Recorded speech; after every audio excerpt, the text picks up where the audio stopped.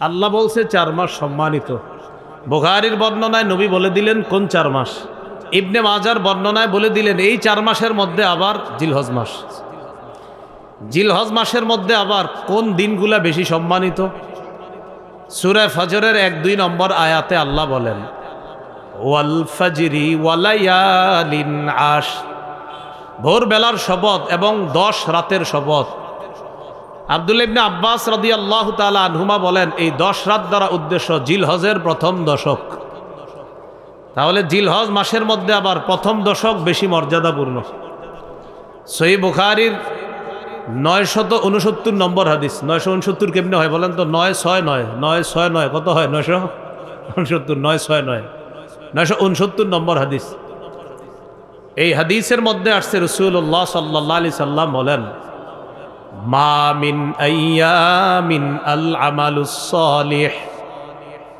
আমালুস সালিহু ফিহা আহাব্বু ইলাল্লাহ মিন হাযিহিল আইয়াম ইয়ানি আল আশার। রাসূলুল্লাহ সাল্লাল্লাহু আলাইহি সাল্লাম বলেন যেই দিনগুলোতে মানুষ ইবাদত করে, নেক আমল করে, নেক আমল যেই দিনগুলোতে মানুষ করে, জিলহজ মাসের প্রথম দশকের নেক আমলের মতো এত দামি নেক আমল আল্লাহর কাছে অধিক প্রিয় আর কোনো নেক আমল নাই। এই 10 দিনের নেক আমল আল্লাহর কাছে এত দামি। বলেন তো আল্লাহ বলছে কয় মাস সম্মানিত? নবী বলে দিয়েছে কোন 4 মাস। বলেন তো যেই 4 মাস সম্মানিত ওই 4 মাসের মাঝে আবার বেশি সম্মানিত কোন মাস? জিলহজের মধ্যে আবার কোন 10 দিন বেশি সম্মানিত? প্রথম 10 দিন। এই 10 দিনের মধ্যে আবার কোন দিনটা বেশি সম্মানিত? এই 10 দিনের মধ্যে। এটা আবার হাদিস থেকে জানি চলেন। ইবনে মাজার 3931 নম্বর হাদিস আছে।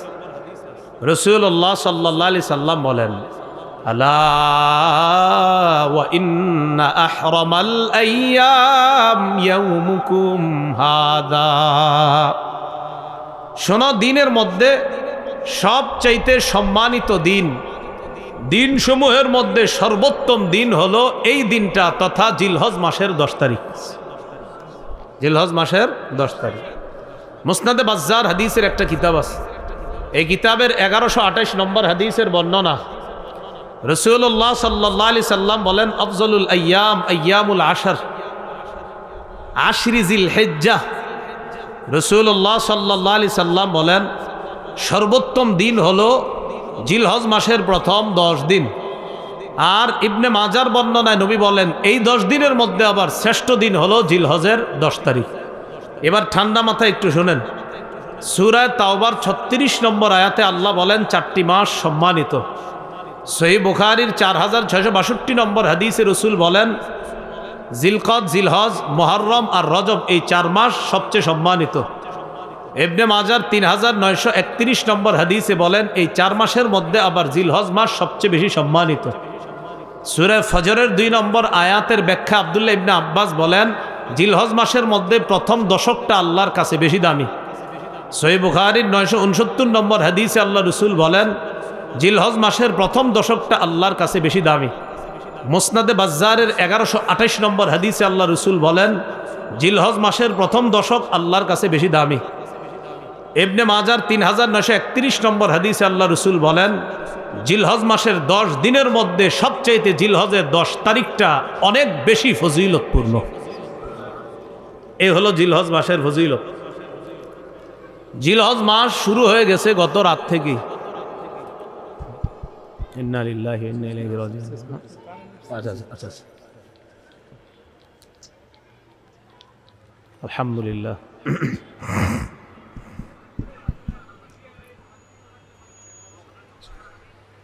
আল্লাহ, তো বলছিলাম জিলহজ মাস, এই জিলহজ মাসের ফজিলত আমরা জানলাম, জিলহজ মাসের গুরুত্ব আমরা জানলাম। এবার আমরা জানবো জিলহজ মাসের করণীয়। গত রাত থেকে জিলহজ মাস শুরু হয়ে গিয়েছে। যারা কোরবানি করব এবং কোরবানি করব না, গত রাত থেকে তাদের জন্য প্রথম করণীয় ছিল চুল নখ না কাটা। এটা যারা কোরবানি করব এবং করব না সবার জন্যই। আবু দাউদ এবং নাসাইর বর্ণনা দ্বারা বোঝা যায় শুধু যারা কোরবানি করবে তাদের জন্য এই আমল, চুল আর নখ না কাটা। তো নাসাইর আরেকটা বর্ণনা দ্বারা বোঝা যায় যারা কোরবানি করবে না তারাও চুল নখ কাটবে না। তো প্রথম কথা, যারা কোরবানি করবে তারা এই 10 দিন কোরবানির আগ পর্যন্ত চুল নখ কাটবে না। তিরমিজির বর্ণনা 1523 নম্বর হাদিস। এই হাদিসের মধ্যে রাসূলুল্লাহ সাল্লাল্লাহু আলাইহি সাল্লাম বলেন, মান রাআ হিলালা যিল হিজ্জাহ ওয়া আরাদা আন ইউদহিয়া ফালা ইয়াখুযান্না মিন শা'রিহি ওয়া আযফারিহি। যে ব্যক্তি জিলহজ মাসের চাঁদ দেখবে এবং সে যদি কোরবানি দেওয়ার ইচ্ছা করে, সে যেন তার চুল নখ না কাটে, এইগুলা সে যেন না কাটে।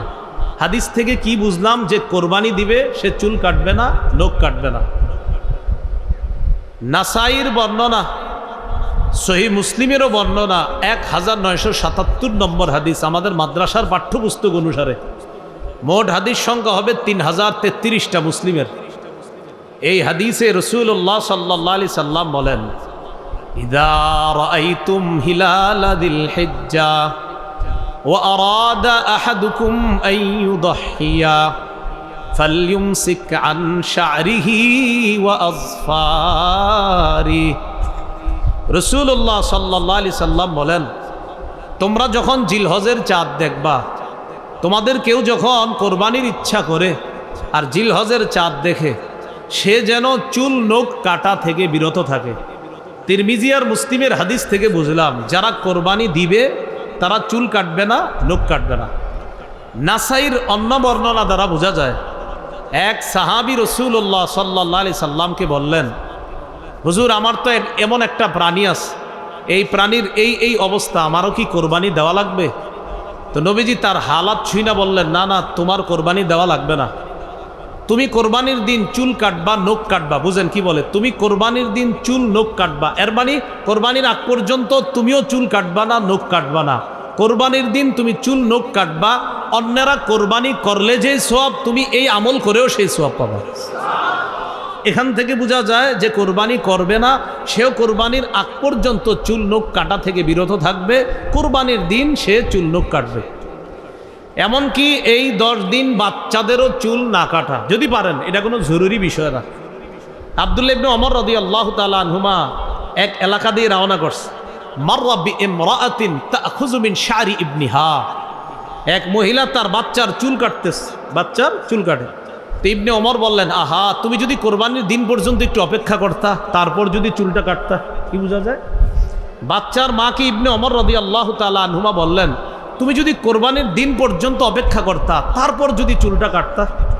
এখান থেকে বোঝা যায় বাচ্চাদেরও 10 দিন পর্যন্ত আপনার চুল না কাটা। এটি কিন্তু জরুরি বিষয় না, যদি করেন খুব ভালো। তাহলে জিলহজের প্রথম কাজ পাইলাম আমরা, চুল নখ না কাটা। জিলহজ মাসের দ্বিতীয় করণীয়, আজকে যারা রোজা রাখছেন আলহামদুলিল্লাহ, যারা রাখতে পারেন নাই বাকি আরো 8টা আছে। তো নিয়ম ছিল 9টা রোজা রাখা, যদি পারেন আজকে না রাখলেও সমস্যা নেই, বাকি 8টা রাখার চেষ্টা করেন। তো দ্বিতীয় করণীয় জিলহজের 9টা রোজা রাখা। আবু দাউদের বর্ণনা 2437 নম্বর হাদিস, 2437 নম্বর হাদিস। এই হাদিসের মধ্যে আসছে, কানা রাসূলুল্লাহ সাল্লাল্লাহু আলাইহি ওয়াসাল্লাম ইয়াসুমু তিসআ যিল হিজ্জাহ। রাসূলুল্লাহ সাল্লাল্লাহু আলাইহি সাল্লাম 9 জিলহজ পর্যন্ত, জিলহজের প্রথম থেকে 9 জিলহজ পর্যন্ত 9টা রোজা রাখতেন। নাসাইর বর্ণনা 2415 নম্বর হাদিস। এই হাদিসটি সবাই মুখস্থ রাখবেন, অন্যদের কাছে প্রচার করে দিবেন, নিজেরাও সারা জীবন আমল করার চেষ্টা করবেন, আমরাও করব বলি ইনশাআল্লাহ। নাসাইর 2415 নম্বর হাদিস। قال رسول الله صلى الله عليه وسلم أربع لم يكن يدعهن النبي صلى الله عليه وسلم। রাসূলুল্লাহ সাল্লাল্লাহু আলাইহি সাল্লাম 4টি কাজ কখনো ছাড়তেন না। মুখস্থ করি, কয়টি কাজ নবী কখনো ছাড়তেন না? আমরাও ইনশাল্লাহ চেষ্টা করব এই 4 কাজ ভবিষ্যতে ছাড়ব না ইনশাআল্লাহ। নবী কয়টি কাজ ছাড়তেন না? 4টি। 1 নম্বর সিয়ামা আশুরা, মুহররমের 10 তারিখের রোজা রাসূলুল্লাহ সাল্লাল্লাহু আলাইহি সাল্লাম কখনো ছাড়তেন না। 2 নম্বর ওয়াল আশার, জিলহজের প্রথম দশকের রোজা রাসূলুল্লাহ সাল্লাল্লাহু আলাইহি সাল্লাম ছাড়তেন না। 3 ওয়া সালাসাতা আইয়ামিন মিন কুল্লি শাহ, প্রত্যেক মাসের 3টা রোজা 13, 14, 15 আরবি মাসের এই 3 রোজা রাসূল ছাড়তেন না। 4 নাম্বার ওয়া রাকাআতাইনি ক্বাবলাল গাদাত, ফজরের নামাজের আগের 2 রাকাত সুন্নত রাসূল সাল্লাল্লাহু আলাইহি সাল্লাম কখনো ছাড়তেন না। এবার আমরা সবাই একটু চর্চা করি, বলেন তো কয় আমল নবীজি কখনো ছাড়তেন না? সাহস করে বলে ফেলেন তো। 1 নাম্বার মাশাআল্লাহ, 1 নাম্বার মুহররমের 10 তারিখের রোজা, 2 নাম্বার জিলহজের প্রথম দশকের রোজা, 3 নাম্বার মাসে 3টা রোজা, 4 নাম্বার ফজরের আগের 2 রাকাত সুন্নত। আচ্ছা আমরা একটু বললে মনে থাকবে। বলেন 1 নম্বর মুহররমের 10 তারিখের রোজা, 2 জিলহজের প্রথম দশকের রোজা, 3 প্রত্যেক আরবি মাসের 3টি রোজা, 4 ফজরের আগের 2 রাকাত সুন্নত। এই 4টা আমল রাসূল সাল্লাল্লাহু আলাইহি সাল্লাম কখনো ছাড়তেন না। যাই হোক, জিলহজ মাসের দ্বিতীয় আমল পাইলাম 9টি রোজা রাখা। আজকে যারা রাখছেন আলহামদুলিল্লাহ, বাকিগুলাও রাখবেন। যারা রাখতে পারেন নাই, বাকিগুলা রাখলে সওয়াব আছে, ফজিলত আছে, কোনো সমস্যা নাই, রাখেন। তৃতীয় আমল 9 জিলহজের রোজাটা গুরুত্ব দিয়ে রাখা। 9 জিলহজের রোজা গুরুত্ব দিয়ে রাখা। সহিহ মুসলিমের বর্ণনা 1162 নম্বর হাদিস, মাদ্রাসা পাঠ্যপুস্তক অনুসারে قال رسول الله صلى الله عليه وسلم صيام يوم عرفة أحتسب على الله أن يكفر السنة التي قبله والتي بعده। রাসূলুল্লাহ সাল্লাল্লাহু আলাইহি সাল্লাম বলেন, কেউ যদি আরাফার দিনের রোজা রাখে, তথা 9 জিলহজের রোজা। আরাফার দিনের রোজা এটা একটা পারিভাষিক নাম, মনে রাখবেন। আরাফার দিনের রোজা এটা একটা পরিভাষা, উদ্দেশ্য 9 জিলহজের রোজা। 9 জিলহজের রোজা যদি কেউ রাখে, রাসূলুল্লাহ সাল্লাল্লাহু আলাইহি সাল্লাম বলেন, আমি আশাবাদী তার আগের 1 বছর এবং পরের 1 বছর, মোট 2 বছরের গুনাহ মাফ। এই হলো জিলহজের তৃতীয় আমল। তাহলে তৃতীয় আমলটা করার সুযোগ কি শেষ না এখনো আছে? জিলহজের চতুর্থ আমল, জিলহজ মাসে বেশি বেশি তাসবিহ পড়া, জিকির করা। মুসনাদে আহমদের বর্ণনা, قال رسول الله صلى الله عليه وسلم اكثروا فيهن من التكبير والتحميد والتهليل। রাসূলুল্লাহ সাল্লাল্লাহু আলাইহি সাল্লাম বলেন, জিলহজ মাসে বেশি বেশি আল্লাহু আকবার বলবা, বেশি বেশি সুবহানাল্লাহ পড়বা, বেশি বেশি লা ইলাহা ইল্লাল্লাহ পড়বা, বেশি বেশি আলহামদুলিল্লাহ পড়বা। উদ্দেশ্য হলো জিলহজ মাসে বেশি বেশি জিকির করা। জিকির করার জন্য অজুও করার প্রয়োজন নাই। চলতেছেন, ফিরতেছেন, দাঁড়িয়ে বসে শুয়ে জিকির করতে পারবেন। সূরা আলী ইমরানের 191 নম্বর আয়াতে আল্লাহ বলেন, জ্ঞানী হলো তারা আল্লাযীনা ইয়াযকুরুনাল্লাহা কিয়ামা ওয়া কুউদান ওয়া আলা জুনুবিহিম। আল্লাহ বলেন, জ্ঞানী তারা যারা দাঁড়িয়ে আল্লাহকে স্মরণ করে, আল্লাহর জিকির করে। ওয়া কুউদা, যারা বসে আল্লাহকে স্মরণ করে। ওয়া আলা জুনুবিহিম, যারা শুয়ে শুয়ে আল্লাহকে স্মরণ করে, জিকির করে। তাহলে জিলহজ মাস ছাড়াও জিকির করব। বাকি জিলহজ মাসে খুব বেশি পরিমাণে জিকির করার চেষ্টা করব, আল্লাহ তৌফিক দান করেন। জিলহজ মাসের 5 নম্বর আমল, 9 জিলহজ ফজর নামাজ থেকে নিয়ে 13ই জিলহজ আসর পর্যন্ত মোট 23 ওয়াক্ত নামাজের পরে পড়ি একবার মহব্বতে আল্লাহু আকবার, আল্লাহু আকবার, লা ইলাহা ইল্লাল্লাহু ওয়াল্লাহু আকবার।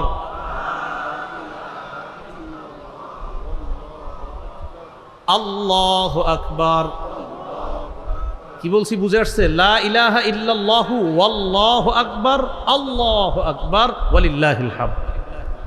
আল্লাহু আকবার, আল্লাহু আকবার, লা ইলাহা ইল্লাল্লাহু ওয়াল্লাহু আকবার, আল্লাহু আকবার ওয়ালিল্লাহিল হামদ।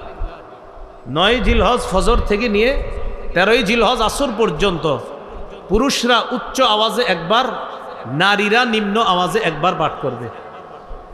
এই 23 ওয়াক্ত নামাজের মাঝে কারো কোনো নামাজ যদি কাজা হয়ে যায়, কারো যদি 9 জিলহজ ফজর থেকে নিয়ে 13 জিলহজ আসর পর্যন্ত কোনো ওয়াক্ত নামাজ কাজা হয়, আর ওই কাজা নামাজটা যদি আপনি এই 5 দিনের মধ্যে আদায় করেন, আমি আবারও বলছি 9 জিলহজ থেকে নিয়ে 13 জিলহজ পর্যন্ত যেই নামাজগুলার পরে তাকবীরে তাশরিক পড়তে হয়, এই নামাজগুলার কোনো এক ওয়াক্ত নামাজ যদি ওজরের কারণে কারো কাজা হয়ে যায়, আপনি কোনো কারণে এক ওয়াক্ত নামাজ কাজা হয়ে গেছে, এর মানে আপনি তাকবীরে তাশরিকটাও দিতে পারেন নাই, নামাজ কাজা মানে তাকবীরও তো দেন নাই।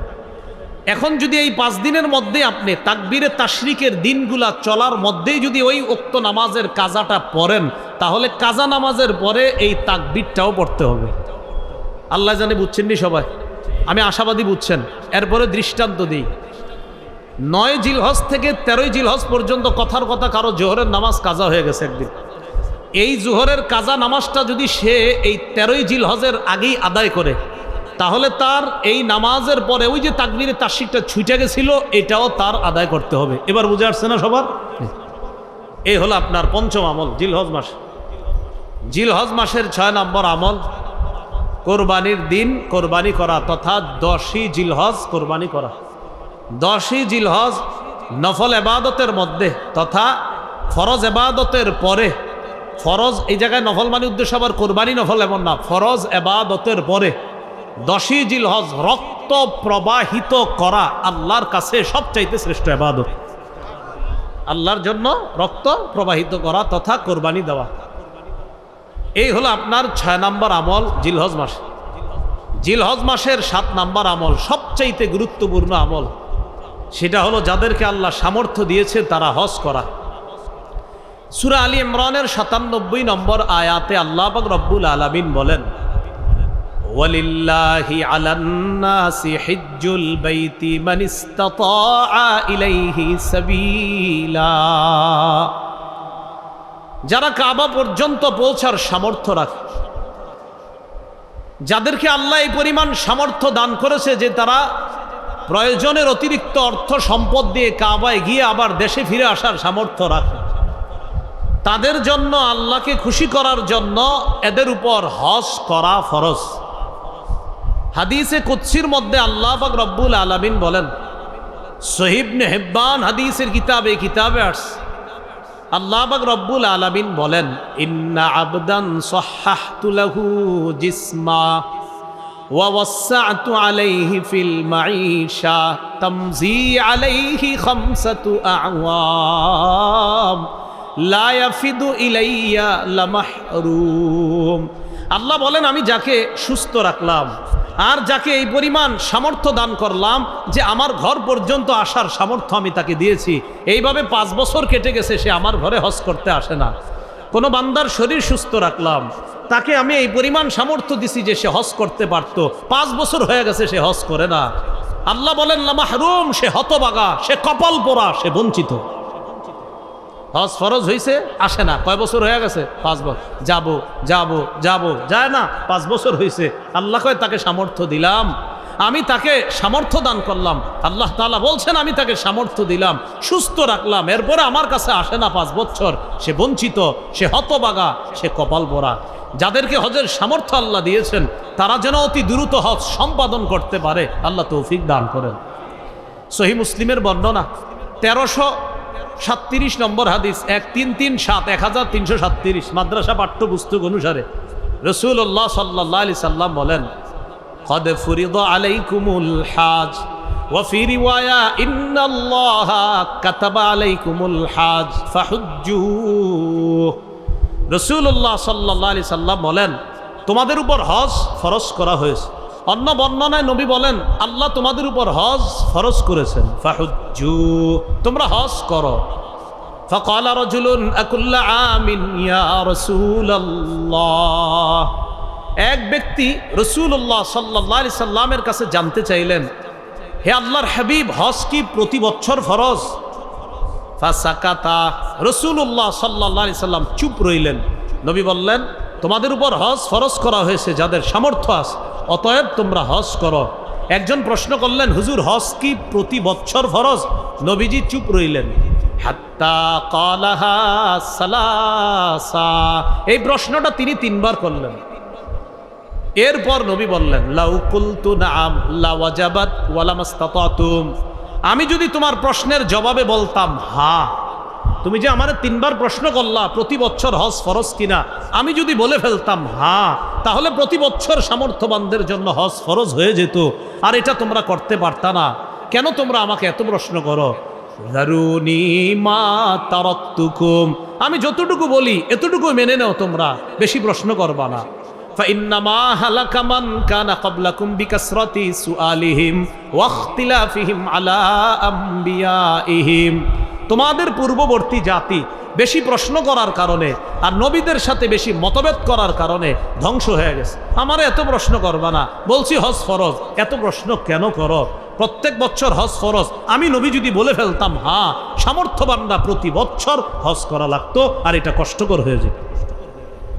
আবু দাউদের বর্ণনা 1721 নম্বর হাদিস, রাসূলুল্লাহ সাল্লাল্লাহু আলাইহি সাল্লামের একজন সাহাবী নাম আকরা ইবনে হাবিস, আকরা ইবনে হাবিস সাআলান নবী সাল্লাল্লাহু আলাইহি ওয়াসাল্লাম আল হজ্জু ফি কুল্লি সানাতিন আও মাররাতান ওয়াহিদা, রাসূলুল্লাহ সাল্লাল্লাহু আলাইহি সাল্লামের কাছে প্রশ্ন করলেন, হুজুর হজ কি প্রতি বছর ফরজ নাকি একবার জীবনে?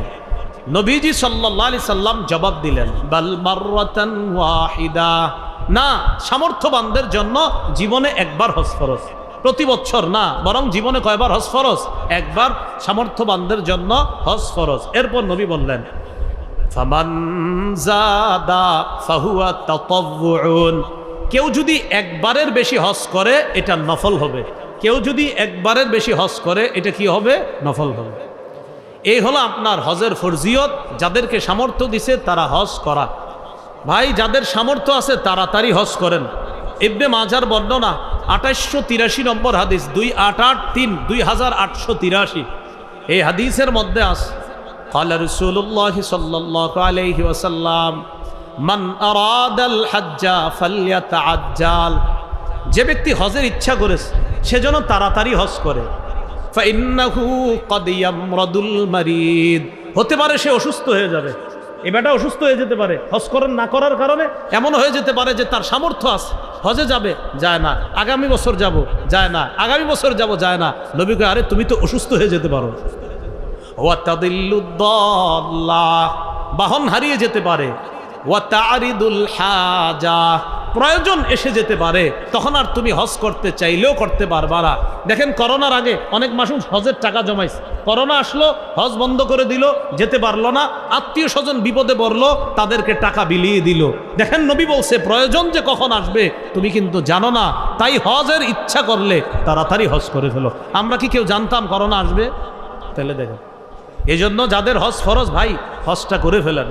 আব্দুল্লাহ ইবনে আব্বাস রাদিয়াল্লাহু তাআলা আনহুমার বর্ণনা, সহিহ ইবনে খুজাইমার বর্ণনা, রাসূলুল্লাহ সাল্লাল্লাহু আলাইহি সাল্লামের এই বিশিষ্ট সাহাবী বলেন, তাআজ্জালু ইলাল হজ্জি ইয়ানি আল ফরিদা, তোমরা তাড়াতাড়ি হজ করো।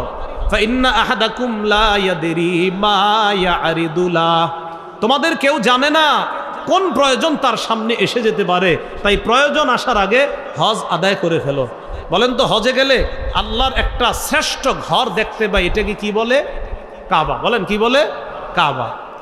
রাসূলুল্লাহ সাল্লাল্লাহু আলাইহি সাল্লামের সাহাবী আব্দুল্লাহ ইবনে ওমর রাদিয়াল্লাহু তাআলা আনহুমার বর্ণনা, তিনি বলেন, মুসান্নাফ আব্দুর রাজ্জাক নামে হাদিসের একটা কিতাব আছে, 8817 নম্বর হাদিস, ক্বালা রাসূলুল্লাহ সাল্লাল্লাহু আলাইহি ওয়াসাল্লাম ইসতামতিউ বিহাদাল বাইতি ফাকাদ হুদিমা মাররাতাইন ওয়া ইউরফাউ ফিস সালিসা, রাসূলুল্লাহ সাল্লাল্লাহু আলাইহি সাল্লাম বলেন, হজ উমরার মাধ্যমে এই কাবা ঘরের থেকে তোমরা তাড়াতাড়ি উপকৃত হও, হজের মাধ্যমেও কাবার থেকে উপকৃত হও, উমরায় যে কাবার দ্বারা উপকৃত হও।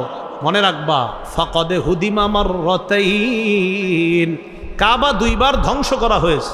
ওয়ায়ুরফাউ ফিস সালিসা, তৃতীয়বার ধ্বংস করার পর কাবা কিন্তু উঠিয়ে নেওয়া হবে। তাই কাবা উঠিয়ে নেওয়ার আগে তাড়াতাড়ি হজে যাও, উমরায় গিয়ে ওই কাবার দ্বারা উপকৃত হওয়ার চেষ্টা করো। আল্লাহ আমাদের সকলকে, যাদের হজের তৌফিক হয়েছে এখনো যাইতেছি না, আমরা হজের সামর্থ্য আছে যাইতেছি না, আল্লাহ দ্রুত হজ করার তৌফিক দান করেন। ওমর ইবনুল খাত্তাব রাদিয়াল্লাহু তাআলা আনহুর বর্ণনা, তাফসির ইবনে কাসিরের মধ্যে মুহাম্মদ ইবনে কাসির রহমতুল্লাহি আলাইহি এই বর্ণনাটা আনছেন। তিনি বলেন, قال عمر بن الخطاب رضي الله تعالى عنه من أطاق الحج فلم يحج فسواء عليه أن يموت يهوديا أو نصرانيا। কোন ব্যক্তি হজের সামর্থ্য হলো কিন্তু হজ করলো না, সে ইহুদি হয়ে মারা যাক অথবা খ্রিস্টান হয়ে মারা যাক, এতে আল্লাহর কিছু আসে যায় না।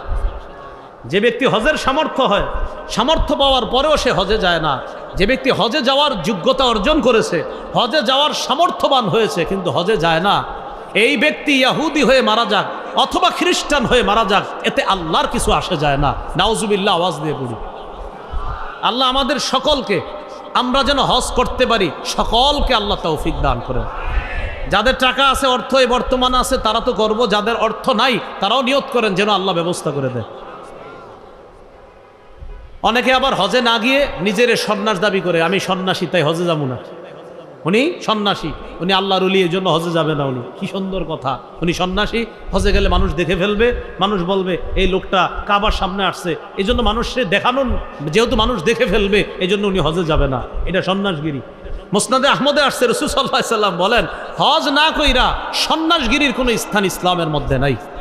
আবু দাউদের বর্ণনা 1729 নম্বর হাদিস। এই হাদিসের মধ্যে রাসূলুল্লাহ সাল্লাল্লাহু আলাইহি সাল্লাম বলেন, লা সরুরতা ফিল ইসলাম, হজ না করে ইসলামের মধ্যে কোনো বিরাগ্যতা করা, কোনো বৈরাগ্যতা দেখানো, এটার স্থান ইসলামের মধ্যে নাই। তাহলে বলেন তো, হজ ফরজ, সামর্থ্যবান হওয়ার পরেও এই ফরজ হজ অস্বীকার করে কেউ যদি বলে আমি বৈরাগী হয়ে গেছি, আমি সন্ন্যাসী হয়ে গেছি, হজে গেলে মানুষ আমাকে দেখবে, এটা কি বলেন, এটা কি বৈরাগ্যতা নাকি ভণ্ডামি? ওনার হজ ফরজ শুনি যায় না কেন? মানুষ দেখে ফেলবে, এই জন্য যায় না। রাসূল বলেন এই জাতীয় সন্ন্যাসগিরি ইসলামের মধ্যে নাই। আল্লাহ আমাদেরকে বুঝার